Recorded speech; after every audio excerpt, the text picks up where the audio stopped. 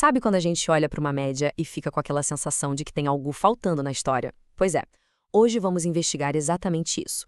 Como um único número pode, às vezes, nos enganar. E como podemos enxergar além do óbvio para entender o que os dados realmente estão tentando nos contar. Bom, vamos lá. O nosso caminho é bem claro. Primeiro, a gente vai entender qual é o problema das médias. Depois, vamos dar uma olhada nas primeiras tentativas de medir essa dispersão dos dados, evoluindo para ferramentas mais potentes, como a variância e, claro, a nossa estrela, o desvio padrão. E no final, a gente bota tudo isso para funcionar num caso prático. Então, o nosso ponto de partida é uma ideia fundamental. Um número que usamos o tempo todo, a média, pode, na verdade, estar escondendo uma realidade bem mais complexa e, às vezes, até nos levando ao engano. Essa é a pergunta que vai guiar a nossa conversa. De cara, a resposta parece óbvia, né? Mas vamos ver que as coisas não são tão simples assim. Ok, olhem bem para esses três conjuntos de dados. O conjunto A é super estável, né? Todos os valores são idênticos. O B já tem uma variaçãozinha ali, os números estão bem próximos uns dos outros.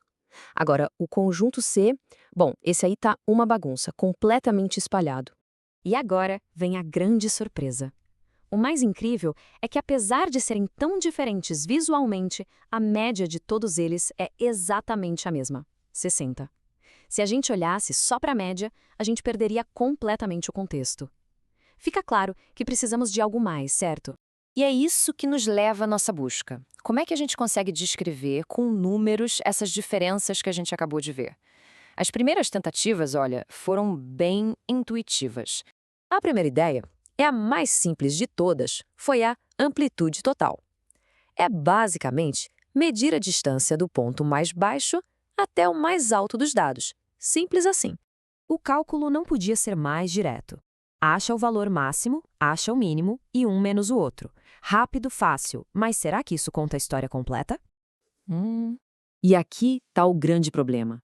A amplitude total ignora completamente o que acontece no meio do caminho. Ela só se importa com as pontas, com os extremos. Isso a torna supersensível e, como a fonte diz, instável. Não é o ideal. Aí veio uma segunda tentativa, o desvio médio. Já é uma ideia mais esperta, porque pelo menos leva em conta todos os números, medindo a distância média de cada um deles até o centro. É, sem dúvida, um passo na direção certa. Mas para resolver de vez o nosso problema, a gente precisa de algo mais robusto.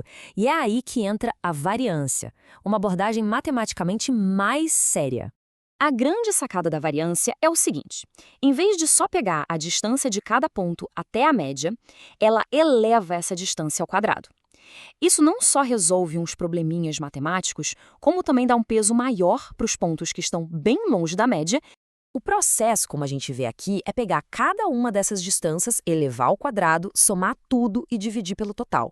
A lógica por trás é bem sólida, é uma medida poderosa da dispersão, mas ela tem um efeito colateral bem esquisito.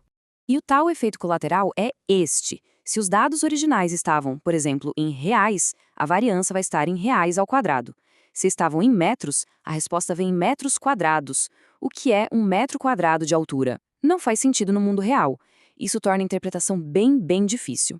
E para resolver esse último quebra-cabeça, finalmente chegamos à nossa ferramenta definitiva e a mais elegante de todas, o desvio padrão. A solução é brilhante de tão simples. Se a variância criou o problema de levar tudo ao quadrado, o desvio padrão simplesmente desfaz isso. Ele tira a raiz quadrada do resultado final. E pronto. Olha só a fórmula. É quase a mesma da variância, mas com aquele passo final e crucial, a raiz quadrada. Esse pequeno ajuste traz a nossa medida de volta para a unidade original dos dados. Agora sim, a gente tem algo útil e que dá para interpretar. Então, o resumo da ópera é o seguinte. O desvio padrão nos dá um único número que diz o quão espalhados os dados estão. Ele usa todo mundo, está na unidade certa e a regra é fácil de lembrar. Desvio padrão baixo, dados juntinhos, consistentes. Desvio padrão alto, dados espalhados, inconsistentes. Chega de teoria, né? Agora que a gente tem essa super ferramenta, vamos ver como ela funciona no mundo real.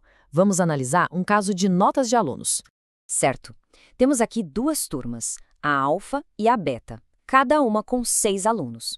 Batendo o olho nas notas, a pergunta que fica é: qual das duas turmas teve um desempenho mais consistente, mais homogêneo? E lá vem a pegadinha de novo. Se a gente for calcular a média das notas, o resultado é exatamente o mesmo para as duas turmas, 14. A média, mais uma vez, sozinha, não nos diz nada sobre a consistência do grupo. A gente precisa da nossa ferramenta nova. E aqui a mágica acontece. Quando a gente calcula o desvio padrão, a história fica cristalina. A turma alfa tem um desvio padrão de só 1,53, enquanto a turma beta, olha só, 3,65. A diferença é gritante e diz tudo que a gente precisava saber.